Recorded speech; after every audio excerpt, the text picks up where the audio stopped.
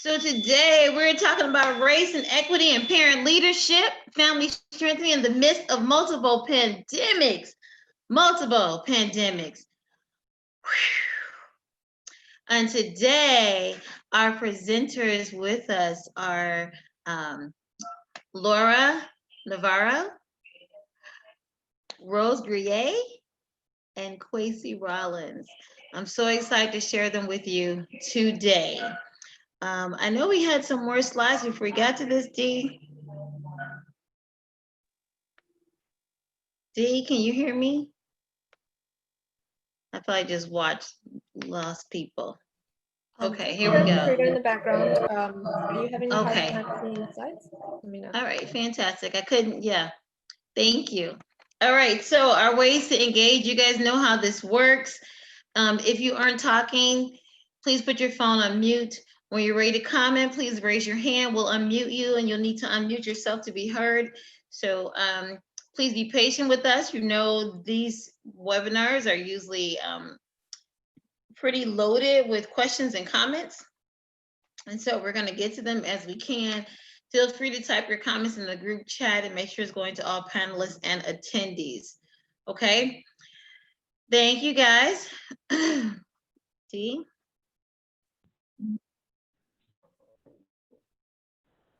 So our agreements, we do agreements in everything that we do. We have agreements because we like to create an emotionally safe space. So our agreements today are to speak from your own experience using I statements, which really means, you know, use I statements, speak from your own experience. And then golden rule, treat other people the way you want to be treated. This sort of wraps up all of our cafe agreements. So we're asking you not to judge and not to give advice and all those things, but just really treat other people the way you'd be treated. And then full presence. So please, no multitasking. You decided to join us today, and so we want all of you because we're giving you all of us today. And so we're looking forward to this. And I see that people are already starting to agree. Do we all agree to these agreements? Yay! I see the agreements coming through. I feel like we're in a great place to share. Yeah, I love all the agrees. Okay, so Dee, I think you threw me off a little bit with the with the with the slide, but I want to introduce you guys. So today's webinar is race and equity and parent leadership. And today we have these three great people. I'm going to introduce Kwesi, and then he'll introduce the other two or let them introduce themselves. And I met Kwesi maybe about 5 or 6 years ago. I don't know. It was doing their very first national family engagement, family and community engagement conference. And this was the first one that I had been to, and it was amazing. And there were like thousands of people. And I remember him sharing at the end of the conference how just gobsmacked. I don't know, that's not the right word, but it was like he was like, there's so many people here. There's our first year. And we met during a reception. And I promise you, I was so impressed that I had to stay connected. I presented at that conference and have been trying to stay connected ever since. Kwesi is the vice president for the Institute for Educational Leadership, and he's brought some people with him to help with today's conversation, their discussion. And so I'm going to turn it over to Kwesi. So thank you, Serena.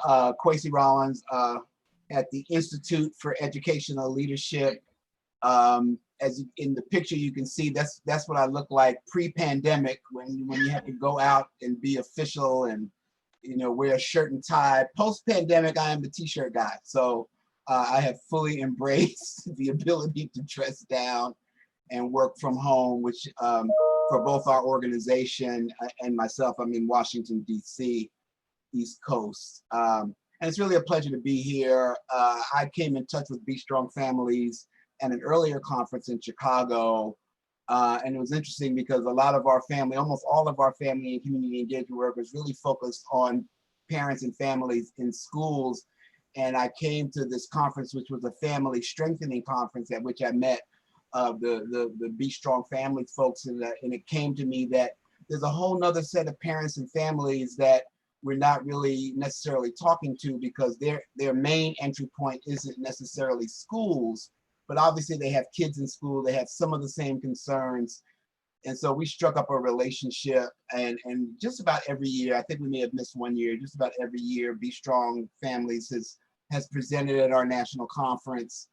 And it's just been a great relationship, and we've just tried to stay in touch, keep in touch. Sarita has been good about keeping me accountable when I forget to be in touch. And that's what we all have to do. We have to be good about keeping each other accountable in a moment like this. You know, I'm going to introduce our speakers in just a hot second, but I just wanted to give a little bit of context. I think if you're paying attention, and if you have any kind of TV or news or whatever, you know that the entire planet is in the midst of a hot mess. And the hot mess here in the United States is the hottest of all hot messes, and it seems to be making it worse, not only for us, but making it worse for other parts of the world.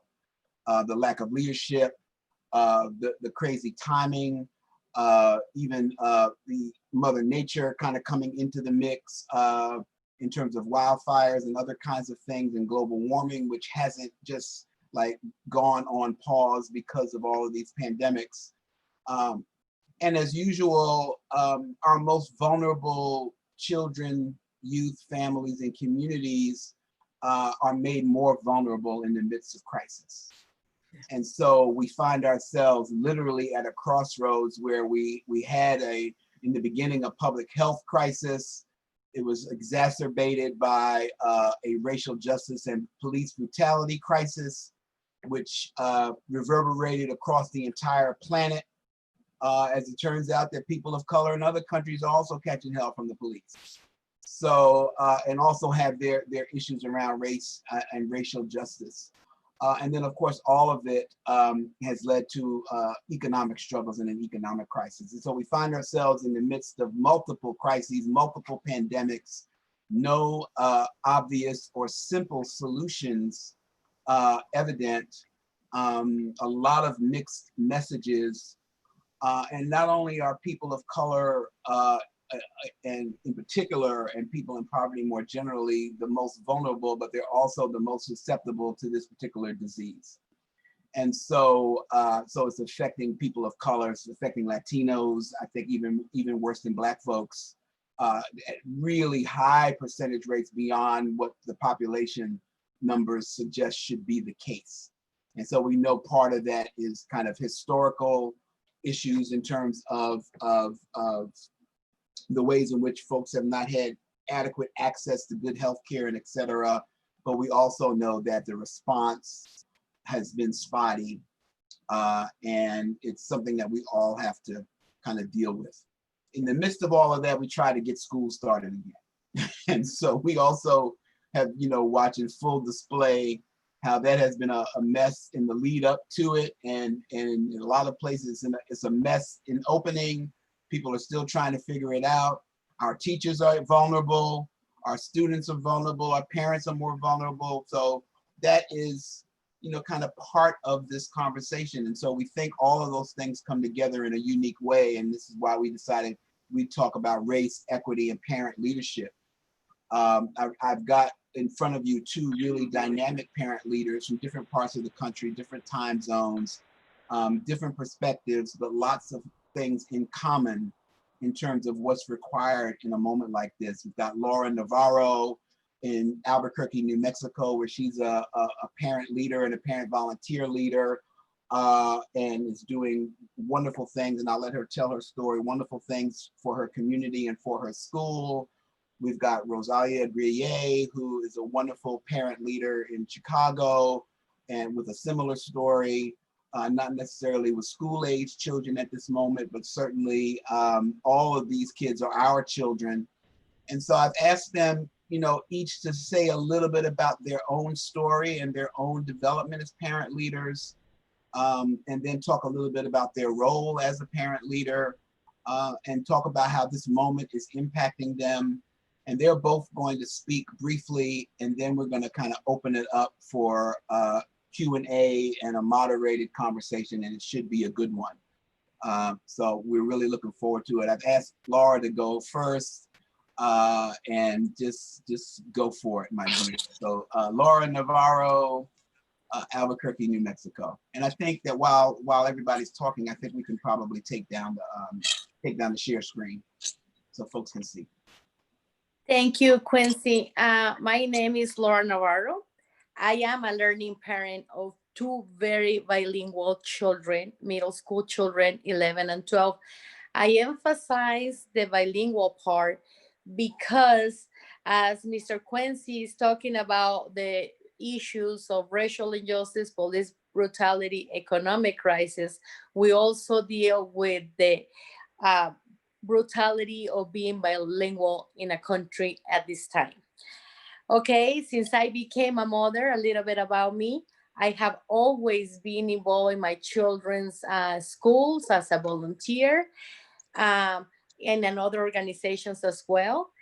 I facing a lot of craziness right now because to us to speak Spanish is just like a natural thing, is to say hello, and we are even afraid to, like, we have to make a conscious effort sometimes just to speak English, which should not have been an issue. But how are we dealing with this? Well, as a parent leader, I have always made my kids part of joining groups and organizations, and we volunteer as a family, not just myself. I do take my children to these places, and it helps them to feel important. It helps them to feel part of the community, and it's an activity that they look forward to it since they're always in the house right now. I continue to always take online classes. You know, out of something negative, we always have to take something positive. There is so many, at least in New Mexico, which is a small state compared to LA, Chicago, and all those places.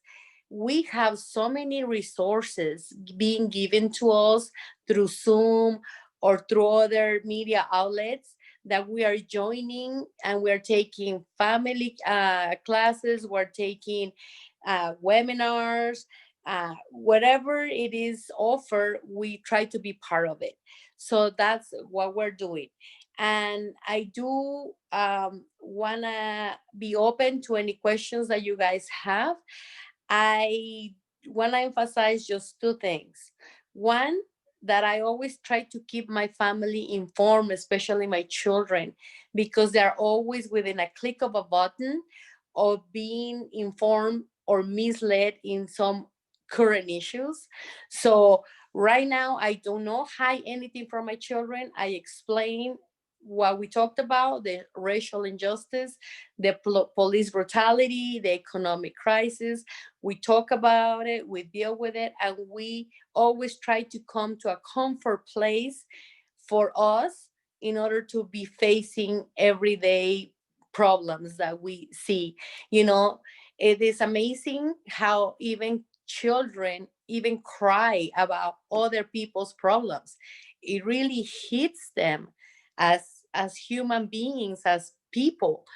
All this on racial injustice that is happening. So what we're trying to do and come out of this, we are always writing things that can help us lead the community and show other people how to be a strong family and how to help others that are not as voiceful as we are, to stay together and to show them that we are not alone, we are not the only ones. And yes, there is a lot of pressure, but I think this country has so many great things to offer. And me being from another country, I do appreciate what this country has to offer. So please, people, get involved in your community, get involved in the food pantries, in the classes, in all the things that are being offered, because we don't have to drive anywhere. Also, all the help is in a click of a button. So that is my experience to you. And I hope that I can be helpful in any way, shape, or form to all of you. Thank you. Thanks, Laura. We'll hear from Rose, and then I'll come back and ask a couple of follow-up questions, and we'll open it up. Thanks so much. Okay. Rose? Laura, you did an awesome job. Thank Good you. afternoon, everyone. Uh-oh. So my name is Rosalia Grilliere, which is why everyone calls me Rose. I'm a change agent, or if they said a powerful parent who is also being challenged by COVID, and many of us are. I've triumphed over stage 4 cancer, serious arterial stenosis, other illnesses, and still advocate to be a part of positive system, and not just for the sake of my children who are now grown, but for the sake of all children, because they're all my babies. We all share in the experience of fostering a new generation in. I've been empowered by Kofi's training. Kofi is community organizing and family issues.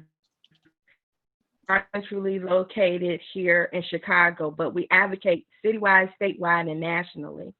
And they're life-changing. We realized that I was not just a parent, but I was a positive influence parent who could be a part of the change that I desperately wanted to for and our communities and our schools. And so it's been a journey since then. So I'm no of Power Pack. I'm co-president emeritus of Kofi Power Pack Illinois, because we've gone statewide now, and also co-chair of our Stepping Out of Poverty campaign, which is just one of our issue campaigns. And we have 4 of those. And I'm on the parent advisory board for NAFSCI and the national board for National Family Roadmap, Family Mass Roadmap, and currently a member of the National City and Counties Fines and Fees Collaborative. And the list goes on and on, but I won't bore you with that. But just to show you that I've seen firsthand across this country how important true engagement and parent life and lived experiences are to every conversation that we have and to every table that makes decisions about us. This is why I always coin the phrase, nothing about us without us, because we have to we're living these things. We're living these things every day. We're navigating. And our voice matters, and it's important as parents. And we usually have the best solutions if we're given the opportunity to be at those tables and in those spaces. Kofi and Power Pack parents have been on the ground and in the trenches, developing our leadership and pushing to be at the decision-making tables. We know how important early childhood programs are, and we have worked hard to eliminate the barriers for especially parents and families in financially challenged communities. Kofi trained parents and others over the years have fought hard to ensure that systems are working well together for our children, and that providers and system makers and teachers and educators are all on the same page so that our children have the best opportunity going forward. Parents have designed and implemented walking preschool buses, our multifaceted Head Start ambassadors. We fought against early intervention redlining, and now remote learning, again through COVID, is challenging the IEP evaluation process for children with special needs. But we continue to fight. We've helped reduce high rates of arrest and suspensions of Black and brown students, the removal of booking stations and police in some of our schools. We've addressed food disparities, in addition to working with the mayor's office, the city clerk, and our many department heads over time to eliminate predatory fines and fees that are causing harm to communities that are already financially strained. For years, Power Pack parents have advocated for a parent voice and lived experience at all of the tables that are making decisions about our children, our families, and our communities. We've also worked hard to create what is now called the statewide Governor's Family Advisory Committee. Now more than ever, as COVID has heightened the outcry that was already there, we scream again, nothing about us without us. Since the stay-at-home order, Kofi has been in touch with families to hear the real stories on the ground. We've been helping families who are really struggling to survive with access to food, especially since a lot of stores in Chicago were destroyed by the looting. Parents have helped each other with transportation to food pantries and provided resources. Families are struggling financially in need of safe jobs, help with rent, cash for basic necessities. One example is a family in Elgin. Both parents lost their job, and due to some documentation issues, they did not qualify for COVID relief or unemployment. Although we advocated for and won moratoriums around utility bill holds, eviction stays, some state funding that Kofi also helped to distribute to immigrant families who were experiencing issues such as the one I just described. But the need is still so much greater, not to mention the social, emotional impact. Families and children are scared. They've been traumatized on multiple levels. Several of our parents were diagnosed with COVID or lost loved ones to COVID, racism, or violence. So the pandemic is trifold. It's not just COVID itself. While recovering, we learned that one of our parents who had COVID also lost loved ones to gun violence, also had others close to her shot on multiple occasions. In Kane County, an undocumented family who also faced COVID is now facing over $8,000 in medical debt, in addition to the charity care that they received, which they were unaware of, but we also helped them learn and understand that they had access to that money. So an effort to shine a light in all of this darkness I seem to be describing, we've launched our virtual peer ambassadors program, and Kofi staff as well has been doing weekly check-in with folks, making phone calls, providing support, drop-offs of grocery, supporting our families through the virtual school and technology nightmares. We've advocated for there to be some discounted through the Wi-Fi and Comcast and Xfinity, which are providers for the internet, to give discounts to families who are struggling. We've been pushing also for parents to be at the table of the Return to School Task Force, because our voice about the safety of our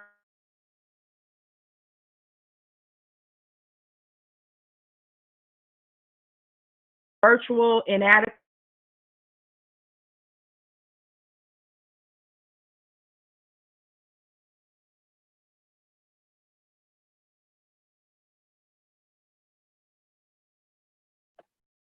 Rose, you muted yourself. I don't know if you can hear us, but you muted yourself. And we've also, and I'm wrapping up anyway, but we've also been advocating for programs across the state like Chicago Connects, which is there to ensure quality and equitable access to high-speed internet and properly functioning Wi-Fi, which is a big challenge in some of our communities of color. So in essence, let me encourage everyone that we all have a role. We are in this together one way or the other. And either you are a part of the solution or you are part of the problem. I want to encourage you that your little can become much when we put it all together. Thank you all so much for listening. God bless you. Thanks, Rose. And before we open it up to questions, and I guess for folks, if you have a question, raise your hand or something, and we'll try to bring you in, or put a question in the Q&A box. But I did have a couple of follow-ups for Laura, because I know that you're in a community school, and I would love to hear you mentioned briefly that you work in the food pantry, but one of the issues that Rose talked about was food disparities and all these other kinds of issues. And because you're the lead volunteer in a community school, you guys are addressing a lot of those issues head on. So talk a little bit about that. And you're on mute, dear. Okay, thank you. Okay, so yes, we also have been providing in our volunteer, what I do personally, I go around and I find out who needs food around my neighborhood. And after I give volunteer time, I do deliver myself boxes for the people. And I also try to keep people informed. For whatever reason, Hispanics don't embrace technology as much. So what I try to do is try to connect through the children and to have them informed so they can tell their parents, when are we doing this, what are we doing, and just to pass the word around, because it's lack of information that we deal with as Hispanic community. So that's what I do. I try to just give the little extra, not only the volunteer time, but also the keeping the community informed. I also send messages through media outlets such as Instagram, Facebook, of what are the current issues or the current classes that are giving, so I can recruit people to different organizations as a Centro Savila, which is mainly Spanish speaking, and to other organizations like Food Runner, where are the locations, where are we giving food, because I also give volunteer time. I am an interpreter for Food Bank, Road Runners Food Bank. So I'm very familiar, because this is the organization that provides the food pantries for my school. So that's what we do there. That's awesome. Talk a little bit more about the mental health issue, and then I'm going to come back to Rose and then open it up. You mentioned talking. You mentioned that talking, being honest with your own children, and that because they're human, they actually are feeling the same pain that a lot of us are feeling, for everyone who's suffering, not just themselves, but all around the country, certainly all around the city. What do you think is the role of parents to really kind of help address all of those issues for their kids, and then also for themselves? How are your parents supporting each other through these tough times? Right. Okay. So what we do is, as a family, we do a gathering once a week and we discuss. So throughout the week, you can write down what is it that you want to bring to the table. And those things that are important to you are being discussed. The kids, after Floyd, it was all about how this person got killed, how this person, my daughter cried. So we cried with her, we embraced her. She asked us, is that going to happen to me if I speak Spanish, mommy? So we deal with the issues. No, it's not going to happen to you. But they literally said, I am afraid. I thought the police was a good organization. And then we have to assure them that they are. Unfortunately, there's some people, not everybody is bad in in an organization. So we discuss their feelings, their emotions, and like I said, we offer solutions such as you're not alone, you're not going anywhere alone. And if you feel uncomfortable talking Spanish, it is okay, but don't stop talking Spanish because you are a Mexican American child and this is our culture. So it is important that you deal with these issues, but we discuss it and then we let them speak. And if you hear your children, they have a lot to say. That's powerful. Rose, I know you want to come in here. Thanks for that story. It's so sad, but you're right. We do have to listen to our children. Rose, you unmute yourself and join this conversation. Yeah, absolutely. I agree. And that was one of the things that I actually had to learn through the Kofi training, because as my girls were coming up and I was experiencing all the chemo and radiation, and they were put in a position that no child should have to be in, but I keep all these secrets so that you can shelter them. We want to shelter our children because we love them, but they still have all these and from the wrong people, it could be detrimental. So I totally agree with Laura. It is so important that we are engaging our children in these conversations. They're just looking for the opportunity to share or ask questions or even their feelings and thoughts. This speaks to the trauma and to the social emotional wellness it's imperative that maybe we don't want to have it and we think they're too young, but you'd be surprised with these children. They are so wise and they are so, I learn stuff from children every day, and I am not ashamed to say that. Well, I don't care. We could be 997. We can learn something every day.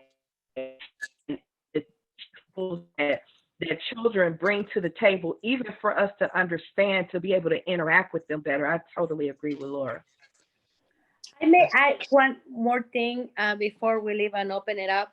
I think it is through our school and through our leader in our school, Jason, we have make a big emphasis on census. It is important to be counted for our communities.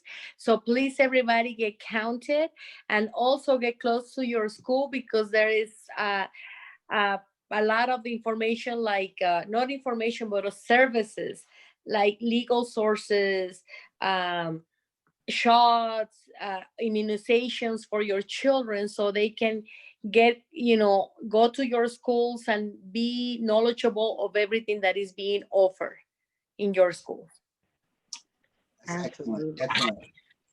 That's a great point. And our Kofi ambassadors were out encouraging folks to complete and helping folks walk through and making the calls with people who really didn't understand the process as well. Because almost everything that we're advocating for and fighting for is usually funded through what the census provides for the amount of people that are counted. And I know people say sometimes, I heard it a lot out there in my trying to convince people how important the census was. People say they're going to do what they're going to do anyway, and that is absolutely not the point. What happens usually in a lot of our communities of color is we're afraid, and fear has caused us not to say that there are 10 people in this household, and so we only get funding for one. But guess what? Those 10 people still have to share that funding for one. So it's imperative that we don't allow our fear to supersede us being able to actually get the things that are actually important, because we're making sure the dollars are there. And the vote. We're going to be hosting a webinar next week. Oh, it's a shame I don't have that date in front of me. But look on Kofi's website. We're going to be hosting a voting thing for parents to know how to talk to folks in your community about the vote and all of the struggles that we're seeing that are out there challenging our right to vote right now. So we've got time for some questions, comments, feedback from participants. I haven't seen any raised hands. Do folks know how to raise their hands? Please, Sylvester McMillan, I am clicking you on. You are now, I think you have to unmute yourself. Okay. Say something, Sylvester. So say where you're from and then ask a question. I am from Philadelphia, and I'm a part of the Reading by Fourth organization. And this is my second webinar. And what I've heard today has been very enlightening. And one thing that I do understand about what's going on, we need to truly educate our people. We need to educate our children, because once our children, our people are truly educated, fears begin to drop off. Like, I will talk about one thing real quickly, and that's about the COVID, the pandemic of COVID. I did some math on it. And when I did the math on it, my fears began to drop tremendously, because it's 350 million people that live in the United States. Out of 350 million people, there are 6.5 million known cases, which means that is approximately 1.8% of the population that is known to have COVID. Out of that 1.8, there are 93% of the people recover. And when I started looking at the numbers like that, I was like, well, why am I going to be so fearful of little numbers like that? That means like 98.2% of the population is COVID free. Now, if my doctors told me that I had a 98.2% chance of not catching something, would I fear it?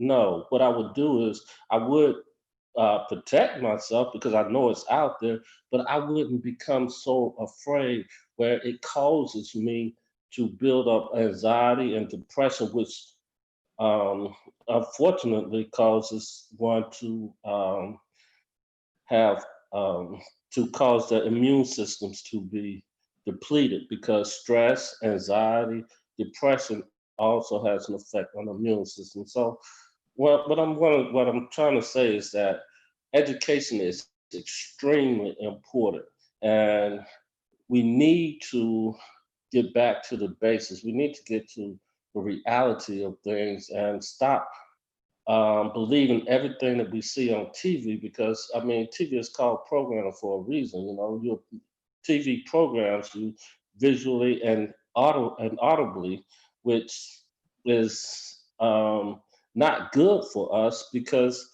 if you continue to see something over and over and over again, then it can have an effect on us, and it can distort our reality. So I'm just an advocate for education and education and education. That's all I want to say. Thanks so much, Sylvester. And you know, I mean, one of the things that's dangerous about this moment, of course, is that you know, there's a lot of conflicting information. There's a lot of mixed messages. And then all of us have to figure out how to make sense of the information from the sources that we trust. And we have to do what's best for ourselves and our families, you know. And so, you know, so there's a reason you should be afraid, but you can't live in fear. So, I mean, both things can be true. For people, you know, I personally have been extremely cautious, and I personally have studied everything I feel like I need to study, and I personally have not taken a lot of risks, and I am not putting other people at risk. So, and that's just my choice based on information from my trusted sources. And we know that we're coming up on 1 million, you know, we're coming up on how many millions of people across the world, and 200,000 dead in this country. And most of those people are colored people. So that's real. That's real. And so that's not anything that can necessarily be ignored. And yet we do have to figure out how to kind of, how to navigate all of that, try to thrive, support each other, deal with the realities of that, and do what we can. And I was going to ask Jason to come in, but Rose, did you want to say something real quick? And then I'm going to ask Jason. No, I was just gonna say thank you so much, Sylvester, for sharing your feelings and thoughts. That took a lot of courage because there's so much going on, and sometimes people judge where we are in this moment. And wherever you are, it's okay. But I do agree with the one thing that you said, is that we have to give each other sound information, because so many different things are on Facebook and the internet, and even the gossip within the community. And I'm sorry for going off screen, but there were some gentlemen outside who were creating a ruckus. And so sometimes Mama Rose has to show up, just to talk to them. But it's the disparity, it's the fear, it's all of these things that have us in a place where we just don't know what to do. And options that we choose are just, okay, well, it's not impacting me directly. But I want to say to you, when it impacts one of us, it impacts all of us. And even if it's not immediately in your face, the ripple effect theory shows that eventually it will trickle down to you or someone that you love. So we all want to be intentional about really educating ourselves and then help educate the ones that are around us, so we're not spreading false truths, or that we really know how to protect ourselves and each other, was all I wanted to say to you. I appreciate you. Thanks. And I asked Jason, who I'm just taking advantage of him. He's a community school coordinator, I believe, in New Mexico. And I know he's as a man of color, he's got a perspective as well. So talk a little bit about what you've heard, Jason, and how schools in Albuquerque and how you yourself are navigating this. Absolutely. I really appreciate the opportunity to speak to such a incredible panel of individuals, and your advocacy for all our people is just really humbling to be a part of this.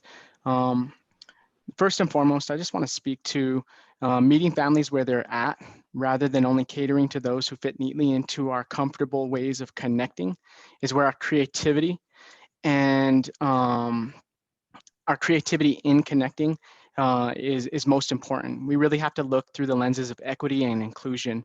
And I think that's where, Rosa, you were talking about, speaking the truth, and speaking that truth with love, and in a way that, links us all together. Because again, if it happens to one of us, it happens to all of us. What my biggest fear with COVID that has struck me, and it took a little bit of time to settle in, was just how politicized this has become. And in that political sphere, you see the haves and the have-nots. And that's where I think this disproportionate effect really comes into play. But where I think it touches us all is in the social emotional connection. And that's where families really have to start at the micro level and build out. And this has given us an opportunity to kind of come together in a unique way. I think the unsettling nature of having stay-at-home orders, and schools not being in session, talks about hybrid, but then going completely virtual in Albuquerque, New Mexico, it really has changed the dynamic of the way that we're supposed to communicate and connect and engage with families. So in that, it's also giving us a new platform through social media outlets, through classic chain mail, like text messaging, and incredible advocates like Laura to reach out into those nooks and crannies where we haven't been able to reach before. I think with stay-at-home orders, this is giving us also a chance to really reevaluate broken systems and come back with a new fresh plan, so that way we could address some of the things that have just been normalized for too long. Yeah. And I'm just ready to move forward in a different way, with a different gusto. And I think that this is really, if anything, going to teach us a little bit more about that grit that is going to help us to reinvent what has already been messed up for too long. So thank you for my 2 cents and maybe a couple of more. Yeah, no. Thanks so much. Yeah, when we adjust that for inflation, that's a lot of money. So, so Serena, I want to pick on you for a minute. If you can come unmute, there's a question, and I would love for you. There's a question in the chat, and I certainly have an answer, but I think it would be great for you to take a stab at. This may be a naive question. I am white. What's the best way for me to help get the information and accurate information out, and allow the information to come in a way that someone who has a different skin color or culture than I do? So basically, this is about, I take it as, what's the best thing for our white allies to do, and where to focus their energy. And I certainly have an answer there, but Serena, I would love for you to bring that Be Strong Families perspective to that question. Well, I just want to say I will answer it, but I also want to make note that there was a question just prior to this, so I don't want us to miss that one as well. We'll get it. We got time. Okay. So best way to help get the information, accurate information out, and allow the information to come in a way that someone who has different skin color or culture than I do. For Be Strong, what we've been doing is just, this has been our way for a long time. We've worked from since the beginning of the pandemic, right? We got locked in. Am I unmuted? We got locked in, and so we've been just using social media as a way to get the information out, in addition to our partners who so this has been a major way for us, in that we share this daily webinar, but then at the end of it, we encourage people to share their resources. On our website, we have a way for people to send us their resources, then we load it to the website, and then we share that information there. We also share it through the parents that work with us and ask them to share with their networks. And so we share this information, and it doesn't, for us, Be Strong is a very diverse, we're a very diverse organization. And so irregardless of our skin color, we just share the information as much as we can with whomever we can, using all of our resources. So not just limiting it to just webinars, but also through our emails, also through our social media, also through our relationships. And so yeah, that's how we've been doing. I don't know if that's groundbreaking. I don't think it is, but I don't know. And I'm sure Kwesi has a No, and I'll pick up on that, and then I'm going to ask this last question to both Laura and Rose. But I think we're in a moment. We've been close, but we're in a particular moment now where you can't really sit on the fence. Lines have been drawn. Can't be neutral. And the most important thing for our white allies to do is to work in their community, in my view, because people of color have been crying out for justice and pain for years and years and years and years.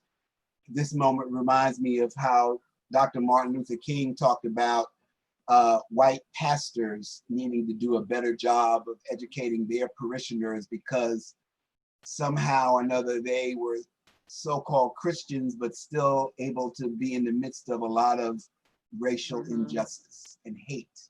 And that wasn't very Christ-like. So we've had a long period of time where we've needed folks to kind of be honest about what's going on. What's the silver lining in a moment like this is, for some reason, everybody being at home because of COVID across the entire world, and everybody seeing how George Floyd was treated, woke up the entire planet. And people are still protesting from that moment. All over the world, good white people, allies, all kinds of people everywhere is still protesting as a result of that. That's a unique moment. It's not the answer to this long-term problem, but you know, it's one of the most powerful teachable moments I've witnessed in my lifetime. And even though lines have been drawn and it's crazy, it's dangerous, you know, there's been backlash, we're not out of the woods, but I think it's an important development. But to come back to our main, I just wanted to make sure I got that question, but on parent leadership, did you want to add something, Serena? I did. I wanted to say too, I think what's been really good for us too at Be Strong is like we create the spaces for people to have those conversations too. So in our More Perfect Union, people are coming together that are diverse and just having the conversations that people talk about we need to have all the time. We create that safe space for people to be able to have those conversations where they're learning from one another. And it's not about, you know, us educating you all where, or where, you know, allies come and say, oh, can you teach us? It's about us learning together about how you can make a difference, how you can be your best self during this time, you know, in this crazy time. And then also what's been really helpful too is that those personal connections. So a lot of our partners who are our allies have been reaching out to me, right? Reach out to us just to check in. How are you? You know, how are you okay in this during this time? And how, you know, yes, how can I support you? But how can I find out who you are as a person outside of just the color? How can I find out how you as a person? And we may have worked together for years and now all of a sudden, but it's a good thing because we're learning and we're growing together. And it isn't just like, oh, I don't see color. Yeah, I see you, and I see that there's an opportunity to grow in this space. And so that's been really huge. But as we also have a lot of conversations as an organization, because as I said, we're diverse, and so we create transformative conversations. And so we have conversations all the time about these kinds of things with each other, with our partners, with our community, and with the parent leaders that work with us. So no, and that's a wonderful wonderful answer to that question as well. We do have to be in dialogue and to be focused on better change. I want to ask this last question to both Laura, first Laura and then Rose, then I'm going to turn it back over to you, Serena. And that's just about how to encourage parents to grow their leadership, to become leaders. And I know, Laura, that you do a lot of recruiting of families to join you in volunteering. What are you all doing? And we don't have a whole lot of time, but say a little bit about what you're doing to work with other parents to become leaders and to embrace their leadership role. Whenever I get in touch with them through food pantries, I tell them a little bit about a great leader, Jason Cordova. Get involved, please get involved with your schools, get involved. There is amazing people that they just really want to help you, but you just don't know it. How I do it, I just literally invite anybody that is willing to listen. And if they don't, I just say it's really good opportunity for you. So please just invite anybody that is a parent. It doesn't matter background, doesn't matter anything. Just invite them to be a part of their school's programs because they need to be more involved in their children's lives. And Rose, how would you answer that? Well, I feel like Horshack, I don't know if anybody's old enough to remember that's him. Old, yeah, that's an old reference. Yeah, on the last question. Me. For the gentleman who asked about, you said you were Caucasian, you wanted to know what you can do. Oh my God, I have a long list for you. But think about it, when we're trying to advocate for policy change, we usually miss the mark between the Democratic Republican thing. And so because we don't have those allies and those connections to even really share why you should make this a law or why you should change this as a law, We need people who have those relationships to have those conversations if it's something that you believe is really beneficial to the human part of what that change should be, because that's the place we've got to get back to, is the human. So I want to encourage you to reach out to community organizations in your area, because everybody's working on policy all over. And if it's something you believe in, be that person that connects them to the folks that they don't have those connections with. So I just want to say that about that part. And yes, the young man said earlier, meeting people where they are. You know, we're all human beings. We're all the same. We just have different goals, different purposes. We have different jobs and different things, but we are all human beings. And I just want to encourage everyone to come back to the place where we see each other as human, and we get to know what that person's journey is and what goals they're trying to reach. And any way we can help them reach those goals, then use those gifts to do so. Mhm. Thanks, Rose. Sarita, I'll let you close out. And I know there was a poll for folks to fill out. Yes. Sarita or Thank Dee, you, guys. take us on home. Thank you, guys. Thanks so much for today's conversation. This was fantastic. I just like to say on that last question about the I know we're going over a little bit, the last question about the engaging people, and then Rose just talked about, you know, a space for people to, you know, talk and to have your voice be heard. And that's so important, because during cafes, when we encourage people to come, you know, people complain a lot about, oh, we need to talk, we need to just hear each other, we just need to know, we just need to be human, we just need to, and at cafes we do that all the time, and that's the very small piece of the huge, you know, large picture, is being able to have those safe conversations, where we get to hear and know each other, and break down myths and all those things. And so that's huge. And so thank you guys for all that you're doing in the community. We really appreciate you and today's conversation. Dee, can we go to the next slide?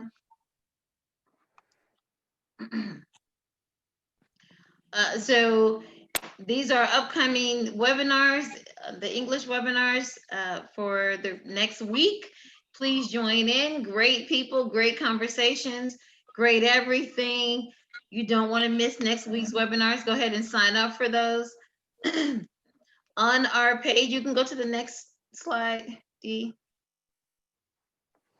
There is no Spanish webinar tonight or today, which usually happens right after this. So this week, here's our hashtag amplify. You know that we are doing this like community service. And so we want to encourage people to amplify all the great things that are happening. There's so many crazy things happening. We mentioned a lot of those crazy things today, and we want to encourage you to amplify those things that are good, that are happening right now. So this week, we want you to amplify on your social media about your experiences and resources with strengthening parent leadership and engagement. Use the hashtag amplify whatever, and then tag at Be Strong Family. So thank you, Elda, for kicking that off with the hashtag amplify support. And then you can email us at covid-19@bestrongfamilies.net if you want to share some more. Go ahead and drop those amplifies.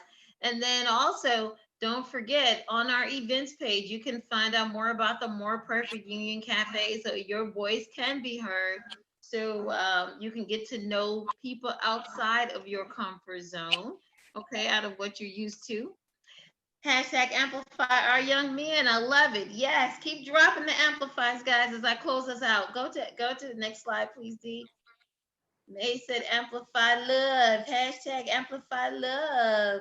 Thank you so much to Quasi and Rosalia. I probably messed it up. Rose, I'm sorry. And Laura. And we had Jason. Is it Jason? All right. Thank you guys for being with us today and sharing all the great work that you're doing. We really appreciate you. Keep doing what you're doing. It's necessary.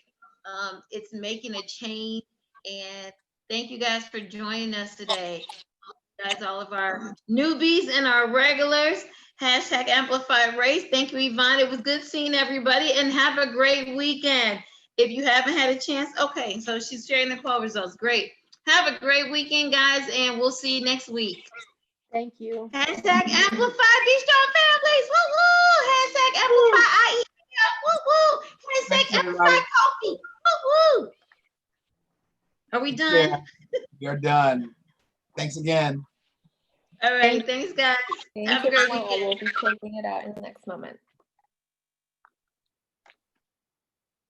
Oh, we're still on.